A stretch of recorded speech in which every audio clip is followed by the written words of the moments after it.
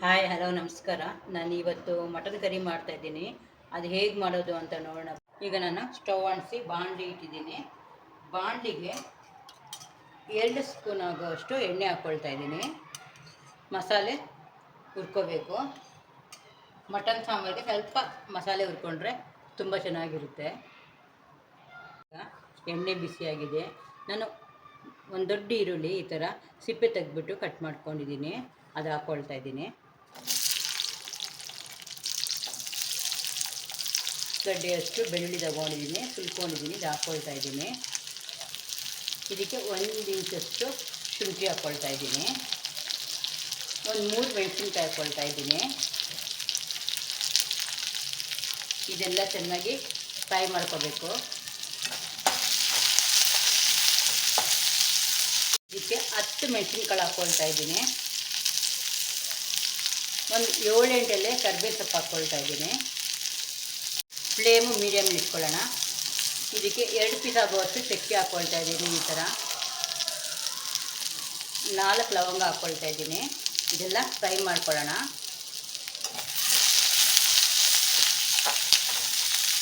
ಒಂದು ಸ್ಪೂನಷ್ಟು ಗಸಗಸೆ ಹಾಕ್ಕೊಳ್ತಾ ಇದ್ದೀನಿ. ಎಲ್ಲ ಮಿಕ್ಸ್ ಮಾಡಿಕೊಂಡು ಫ್ರೈ ಮಾಡ್ಕೊಳ್ಳೋಣ.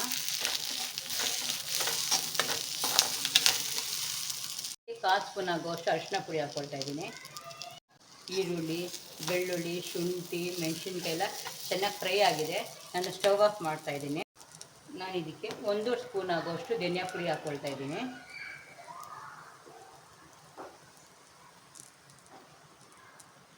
ಖಾರದ ಪುಡಿ 1/2 ಸ್ಪೂನ್ ಹಾಕ್ಕೊಳ್ತಾ ಇದ್ದೀನಿ. ನಿಮಗೆ ಖಾರ ಎಷ್ಟು ಬೇಕು ಅಷ್ಟು ನೋಡ್ಕೊಂಡು ಹಾಕ್ಕೊಳ್ಳಿ. ನಾನು ಯಾಕಂದರೆ ಹಸಿಮೆಣಸಿನ್ಕಾಯಿ ಕೂಡ ಹಾಕಿದ್ದೀನಿ ಮತ್ತು ಮೆಣಸುಕಾಳು ಕೂಡ ಹಾಕಿದ್ದೀನಿ. ಅದಕ್ಕೆ 1/2 ಸ್ಪೂನ್ ಹಾಕಿದ್ದೀನಿ. ಅದಕ್ಕೆ ಅರ್ಧ ಹಿಡಿಯಷ್ಟು ಕೊತ್ತಂಬರಿ ಸೊಪ್ಪು ಹಾಕ್ಕೊಳ್ತಾ ಇದ್ದೀನಿ.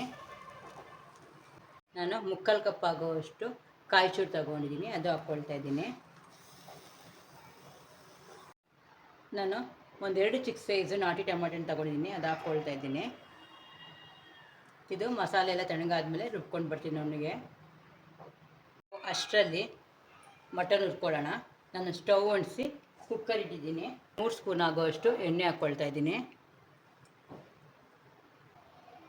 ಈಗ ಎಣ್ಣೆ ಬಿಸಿಯಾಗಿದೆ.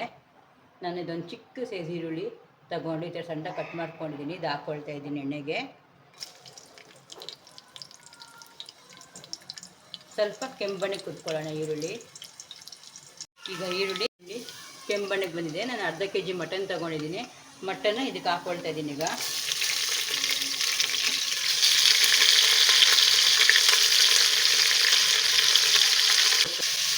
ಚೆನ್ನಾಗಿ ಎಣ್ಣೆ ಫ್ರೈ ಮಾಡಿದ್ರೆ ಮಟನ್ ಸಾರು ತುಂಬ ಟೇಸ್ಟಿಯಾಗಿ ಬರುತ್ತೆ.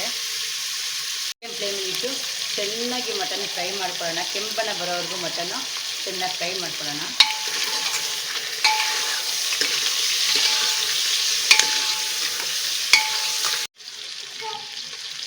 ಇದಕ್ಕೆ 1/2 ಸ್ಪೂನಷ್ಟು ಕಸೂರಿ ಮೆಥಿ ಹಾಕ್ಕೊಳ್ತಾ ಇದ್ದೀನಿ.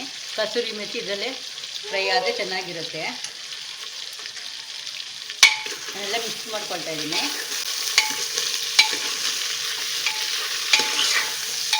ಇದಕ್ಕೆ 1/4 ಕಟ್ಟಷ್ಟು ಪಾಲಕ್ ತೊಗೊಂಡಿದ್ದೀನಿ. ಪಾಲಕು ಚೆನ್ನಾಗಿ ತೊಳ್ಕೊಂಡು ಸಣ್ಣದಾಗಿ ಕಟ್ ಮಾಡ್ಕೊಂಡಿದ್ದೀನಿ. ಈ ಮಟನ್ ಸಾರಿಗೆ ಹಾಕ್ಕೊಳ್ತಾ ಇದ್ದೀನಿ. ನಾನು ಸ್ವಲ್ಪ ಫ್ರೈ ಮಾಡ್ಕೊಳ್ಳೋಣ. ಇದರಲ್ಲಿ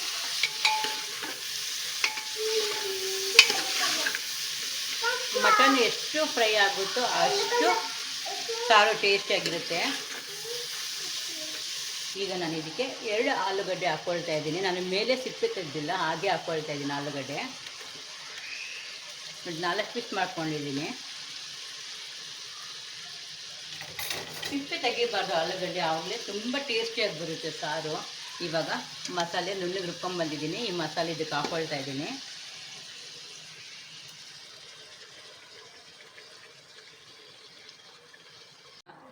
ಮಸಾಲೆ, ಮಟನ್ನು, ಆಲೂಗಡ್ಡೆ ಎಲ್ಲ ಒಂದು ಸರ್ತಿ ಮಿಕ್ಸ್ ಮಾಡ್ಕೊಳ್ಳೋಣ ಚೆನ್ನಾಗಿ. ನಾನು ಇವಾಗ ಫ್ಲೇಮಲ್ಲಿ ಇಡ್ತಾಯಿದ್ದೀನಿ. ಲೋ ಫ್ಲೇಮಲ್ಲಿಟ್ಟು ಮಟನ್ನು ಚೆನ್ನಾಗಿ ಫ್ರೈ ಮಾಡಿದ್ರೆ ಅದರ ಟೇಸ್ಟು ಎಷ್ಟು ಚೆನ್ನಾಗಿ ಬರುತ್ತೆ ಅಂದರೆ ತುಂಬ ಚೆನ್ನಾಗಿರುತ್ತೆ ಟೇಸ್ಟು. ಈಗ ಯಾಕಂದರೆ ನಾವು ಮಸಾಲೆನೂ ಫ್ರೈ ಮಾಡಿದ್ದೀವಿ. ಇವಾಗ ಆಲ್ರೆಡಿ ಮಟನ್ನು ಚೆನ್ನಾಗಿ ಫ್ರೈ ಆಗಿದೆ. ಇವಾಗ ಒಂದು ಸರ್ತಿ ಚೆನ್ನಾಗೆಲ್ಲ ಮಿಕ್ಸ್ ಮಾಡಿಬಿಟ್ಟು ರುಚಿಗೆ ತಕ್ಕಷ್ಟು ಉಪ್ಪು ಹಾಕ್ಕೊಳ್ತಾ ಇದ್ದೀನಿ. ಈಗ ಜಾರ್ ತೊಳ್ಕೊಂಬಂದಿದ್ದೀನಿ, ಅದು ನೀರು ಹಾಕ್ಕೊಳ್ತಾ ಇದ್ದೀನಿ. ಇದು 1 ಗ್ಲಾಸ್ ಅಷ್ಟು ನೀರಿದೆ. ಈ ಮಟನ್ ಸಾರು ತುಂಬ ಟೇಸ್ಟಿಯಾಗಿ ಆಗುತ್ತೆ, ಎಲ್ಲದಕ್ಕೂ ಆಗುತ್ತೆ. ಗೀ ರೈಸ್ ಅಂದರೆ ಒಬ್ಬೊಬ್ಬರು ಬಿರಿಯಾನಿಗೂ ಈ ಸಾರು ಮಾಡ್ತಾರೆ, ಅಷ್ಟು ಚೆನ್ನಾಗಿರುತ್ತೆ. ಇಡ್ಲಿಗೆ, ದೋಸೆಗೆ, ಪೂರಿಗೆ ಎಲ್ಲದಕ್ಕೂ ಚೆನ್ನಾಗಿರುತ್ತೆ. ಇವಾಗ ಇದೆಲ್ಲ ಮಿಕ್ಸ್ ಮಾಡ್ಕೊಳ್ಳೋಣ.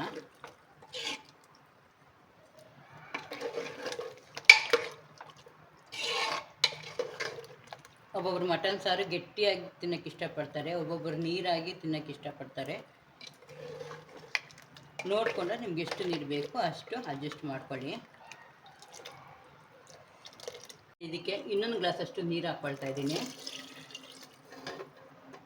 ಈಗ ಇದೆಲ್ಲ ಚೆನ್ನಾಗಿ ಮಿಕ್ಸ್ ಮಾಡಿಕೊಂಡು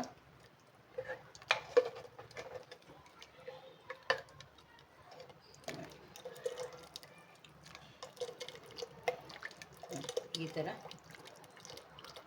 ಸ್ವಲ್ಪ ನಾನು ತೆಳುವಾಗಿ ಮಾಡ್ಕೊಂಡಿದ್ದೀನಿ. ಈಗ ನಾನು ಇದಕ್ಕೆ ಒಂದು 3ರಿಂದ 4 ವಿಷಿಲ್ ಬಿಡ್ತೀನಿ.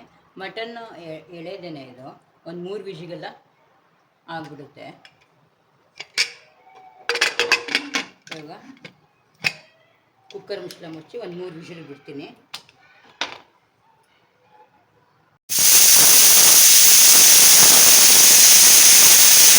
ವಿಷಿಲ್ ಬಂದರೆ ನಾನು ಸ್ಟವ್ ಆಫ್ ಮಾಡ್ತಾ ಇದ್ದೀನಿ. ಸ್ಟವ್ ಆಫ್ ಮಾಡಿಬಿಟ್ಟು ವಿಷಿಲ್ ತಣ್ಣಗಾದ್ಮೇಲೆ ತೆಗಿಯೋಣ. ವಿಷಿಲ್ ಹೋಗಿದೆ, ಕುಕ್ಕರ್ ಮುಚ್ಚಳ ತೆಗಿತಾ ಇದ್ದೀನಿ.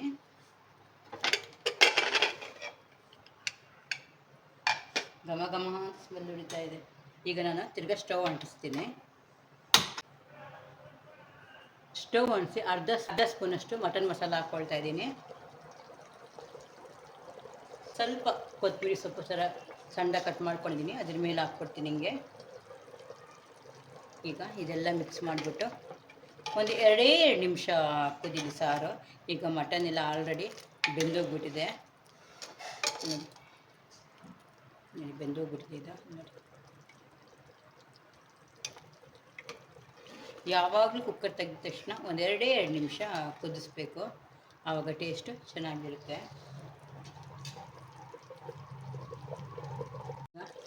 2 ನಿಮಿಷ ಆಗಿದೆ, ಸಾರು ಕುದೀತಾ ಇದೆ. ನಾನು ಸ್ಟವ್ ಆಫ್ ಮಾಡ್ತೀನಿ. ಸ್ಟವ್ ಆಫ್ ಮಾಡಿ ಸರ್ವ್ ಮಾಡ್ಕೊಳ್ತೀನಿ. ಗೀ ರೈಸ್ ಮಾಡಿದ್ದೀನಿ.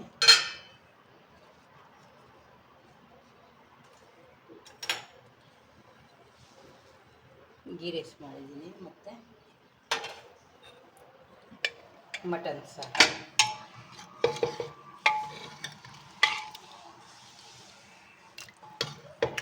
ಈಗ ಮಟನ್ ಸಾರು ಕೂಡ ರೆಡಿ ಆಯಿತು. ನಾನು ಗೀ ರೈಸ್ ಜೊತೆಗೆ ನಾನು ಮಟನ್ ಸಾರು ಮಾಡಿದ್ದೆ. ನಾನೀಗ ಸರ್ವ್ ಮಾಡ್ಕೊಳ್ತೀನಿ.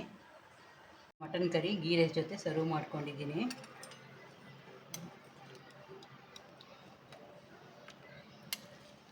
ತುಂಬ ಚೆನ್ನಾಗಿರುತ್ತೆ ಗೀ ರೈಸ್ಗೆ ಈ ಸಾರು. ನಿಮಗೆ ಈ ಮಟನ್ ಸಾರು ಮಾಡೋ ರೀತಿ ನಿಮಗೆ ಇಷ್ಟ ಆದಲ್ಲಿ ಪ್ಲೀಸ್ ಲೈಕ್ ಆ್ಯಂಡ್ ಶೇರ್ ಮಾಡಿ. Thank you.